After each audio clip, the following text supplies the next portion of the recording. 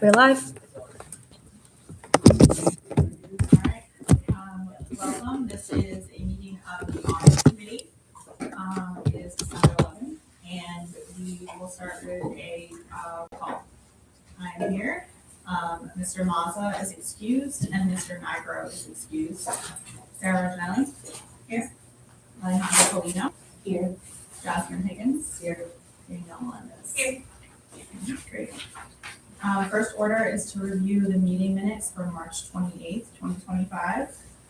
They're on page 1 and 2 of the packet. Are there any comments on the meeting minutes? Okay. We need to vote on accepting those. Roll call vote? Yeah, please, just Okay. first and second. Sure. We need a first. A second. Okay. For approval, aye. Once roll call, so Sarah. Alejandra. Aye. Jasmine. Aye. Danielle. Aye. Second item is the audit engagement presentation, and we have Kevin Testo from Bonavito and Company here to present that. Thanks, Allison. Good morning, everyone. My name is Kevin Testo. I'm a partner with the Bonavito Group. What we're here today to do is talk about the actual audit plan of the authority, which we will be auditing as of December 31st, 2025. It's always best practice to hear from the auditors at the beginning of the audit and then at the end of the audit. This year, there's going to be a few more steps that we're going to have to perform, and I'll talk about that. But what we did, we put together our what we call our required communications. This tells you everything that you should know as an audit committee and board member to talk about what we're going to do, when we're going to do it, and who's responsible for what. So that being said, I'm going to go right to page 3, which is the executive summary.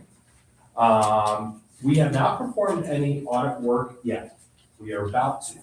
However, I did ask to review the most recent internal financial statements as of October. And as expected, there was a lot more activity this year. If you recall from last year, we presented a financial statement that had roughly, $40,000 of assets. We have over 40 million now. So as you can see, right off the bat, there's going to be more work to be done in terms of what we're looking at as part of the audit. So obviously, we will be looking at the bonds that were issued. We'll be confirming those, the ending balance at December 31st. We'll test the bond issuance costs that were made during the year. Those have some different accounting treatment that we need to look at. The biggest piece too is looking at the property that came on the books, right? And making sure that that is reasonable in totality, but also looking at how that is going to be carved out because certain items need to be depreciated over time. When the authority continues to sell properties, that's when gains and losses will be recognized in accounting treatment. So that's going to be an important area and an area that we think is a more risky part of the audit. And then, of course, there was some significant expenses that were incurred during the year: insurance, payroll, utilities, legal fees. Those are all aspects of the audit that we'll dive into and look at invoices that were approved during the year. So quite a bit more than we had last year. The good news, no new accounting standards to adopt during the year. This is the time of year where we're usually working with management to talk about what needs to be implemented in terms of new footnotes or new accounting treatments. Nothing that will affect the authority this year, which is great. So turning to page 5, what we're responsible for. Ultimately, it's our role to perform an audit under government auditing standards and making sure that the financial statements are free from material misstatement and that they were prepared in accordance with generally accepted accounting principles. That's what all organizations in America need to follow. We will issue an opinion as of the entire year, December 31st, 2025. We will also, as required for public authorities, looking at your investment policy, making sure that that is what you incur during the year is in line with the policy. So as we did last year, we issued a letter that essentially says that you're following the policy and you're in compliance. So that's something that becomes public. All right, I'll turn it over to Sam. I didn't introduce you, Sam, but Sam is one of our managers that works on many organizations throughout the year. He'll be in charge of the day-to-day audit work. So go ahead, Sam, and just talk a little bit about risks. So a lot of our audit, we can't audit everything, so what we take is a risk-based approach. So this year, obviously, our risks have changed significantly from the prior year. Last year, we were more concerned with just what activity was for roughly 2 or 3 months. Now we have debt, we have property, plant, and equipment, we have extensive expenses, cash, so a lot more to consider this year, but our risks that are inherent in every audit are going to be management override of controls and revenue recognition. So those two inherent risks, they exist in every single audit that we do, whether it's the authority or Albany Med, any organization of any size and complexity. So we will take a risk-based top-down approach. And if you flip to page 7, it'll display those two risks. Auditors are required to tell those that are charged with governance what are the most significant risks. They're included in our engagement letter, but we put it together in our presentation as well.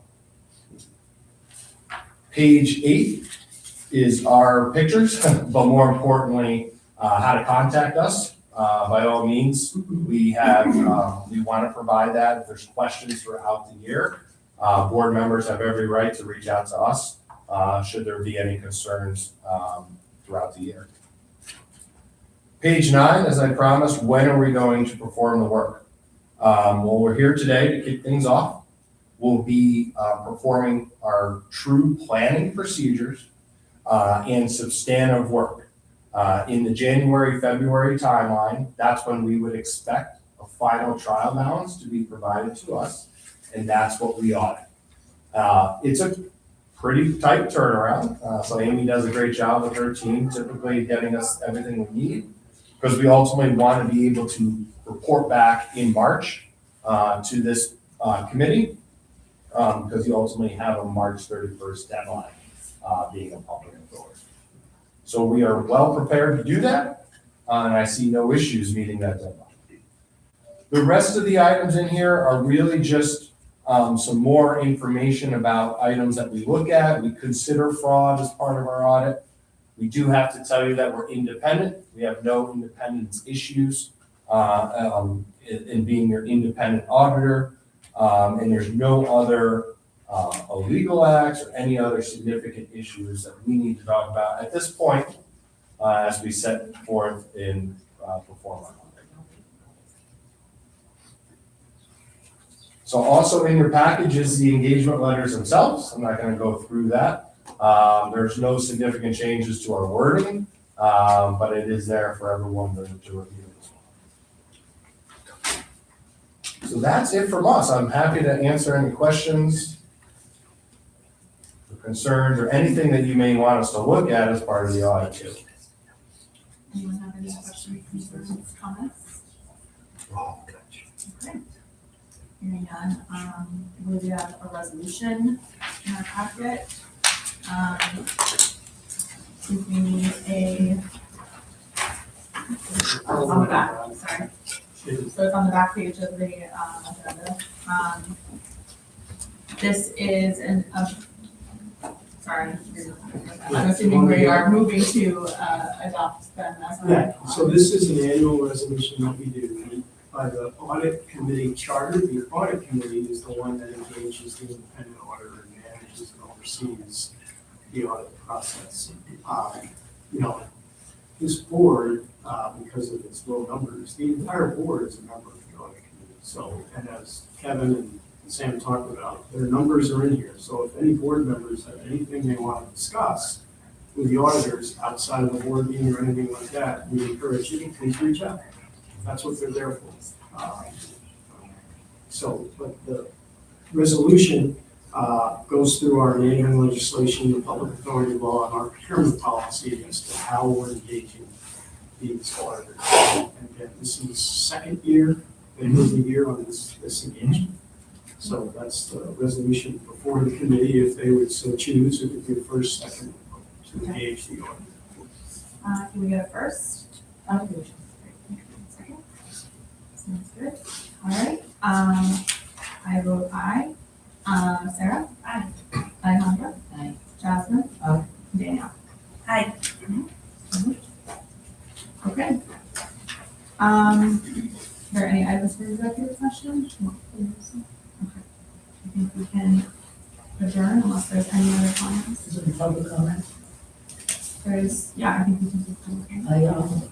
I just want to address carryover encumbrance, making sure that while the county's paying these bills, that we want to make sure that we encumber. Our books are open till March, you guys have to close in March. I just think it'd be best interest that we make sure we book in year for the year, that Amy obviously does a good job. But if there's any carryover encumbrance, that it's brought to the attention of the management budget, and I approve the carryover. So to make sure we don't leave money on the table, and I think that's important, especially for the auditors and you guys to do it on a timely basis. Thank you. Any other comments? All right, hearing none, the motion to adjourn. Adjourn. Second. All right. You all agree?